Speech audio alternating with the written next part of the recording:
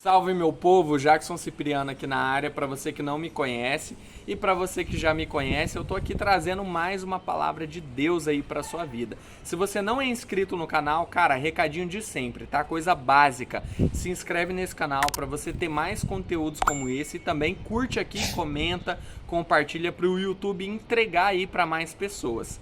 Sem enrolação, vamos falar do nosso tema de hoje? Eu quero falar com você hoje sobre domínio e governo. Deixa eu te falar uma coisa, você sabia que Deus, Ele te criou e Ele me criou com uma autoridade, com uma unção para governar, para dominar todas as coisas?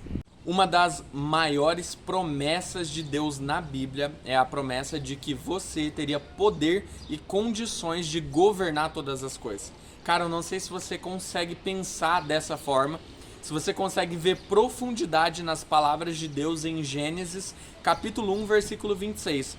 Lá no início da criação, o Senhor ele mostra que ele criou o homem e a mulher e ele disse: "E domine ele sobre todas as coisas, sobre as aves do céu, sobre os répteis, sobre os peixes, sobre tudo o que há na terra."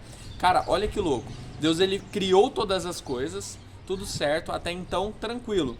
Só que o homem e a mulher, ele é superior a todas as outras coisas. Eu não estou falando de glória, porque a honra, a glória, o poder, a majestade, tudo isso pertence a Deus. Mas em relação a nós, filhos, e a criação, o homem ele é superior a todas essas coisas, porque ele recebeu de Deus uma palavra de governo. Ele disse: governe e domine o homem sobre todas as coisas. E por que essa palavra é tão interessante, tão importante para os nossos dias hoje? Porque muitas pessoas elas não têm governado, elas não têm dominado todas as coisas. Pelo contrário, elas têm sido dominadas, tá? Eu quero dizer para você que Deus ele não te criou para ser servo, tá? Ele te criou para ser Senhor.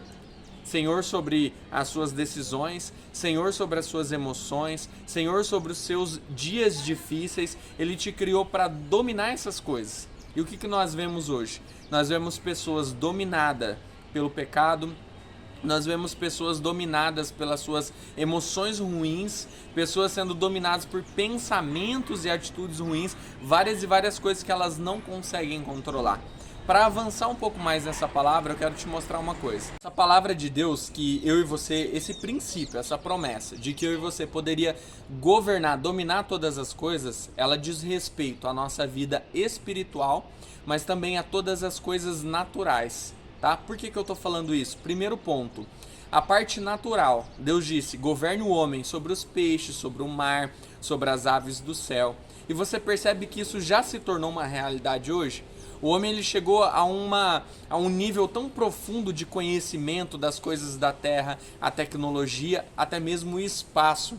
Eu não sei se você entende, mas você percebe que isso já é um cumprimento da promessa de Deus, de que o homem receberia condição, inteligência e autoridade para dominar as coisas naturais. Mas isso também diz respeito às coisas espirituais. Por exemplo, muito depois de Adão pecar, lá quando Caim, né, ele tentou matar Abel, antes mesmo de matar, a Bíblia fala que Deus trouxe uma palavra para ele. E a palavra era: o pecado já está à porta, mas cumpre a você dominá-lo. Ou seja, o desejo espiritual, a vingança, esse ódio que você está sentindo, no caso de Caim, ele está quase te dominando, mas você pode dominar.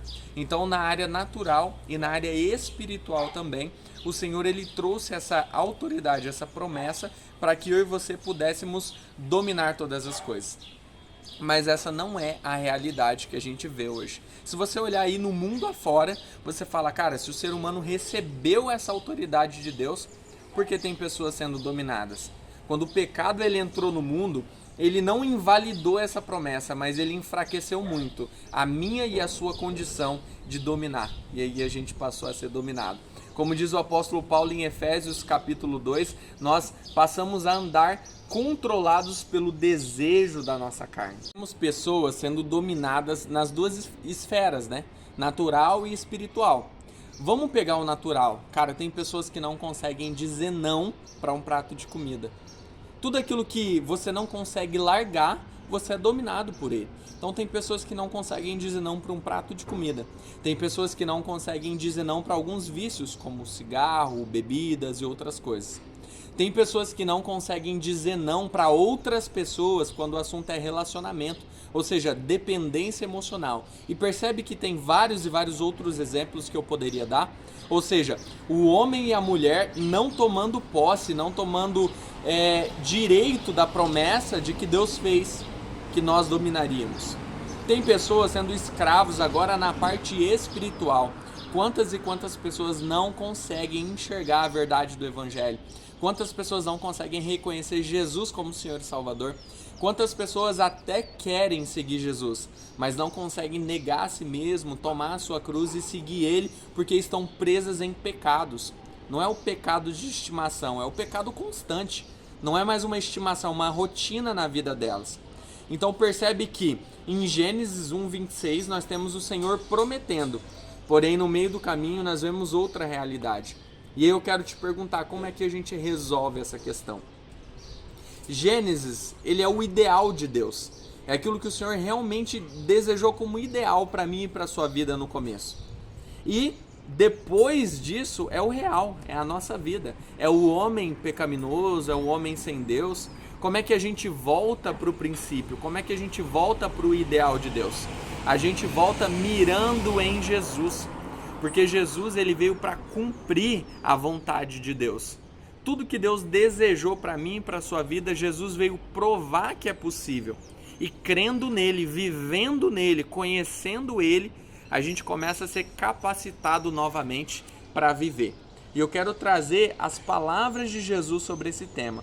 Em João 8,32, Jesus disse: se vocês conhecerem a verdade vai libertar vocês. E aí os fariseus disseram: mas a gente não é escravo. A gente nunca foi escravo de nação alguma. Por que a gente precisa ser liberto? E Jesus disse: todo aquele que peca é escravo do pecado. Mas eu sou a verdade que pode libertar vocês. E eu te pergunto hoje, você peca? Cara, eu tenho certeza que você não precisa me responder. Se você está na mesma condição que eu e que todas as pessoas de pecador, a chave, o caminho para que a gente volte a viver a promessa de Deus, onde a gente não é dominado pelo pecado, nem por coisa alguma, essa chave é Jesus.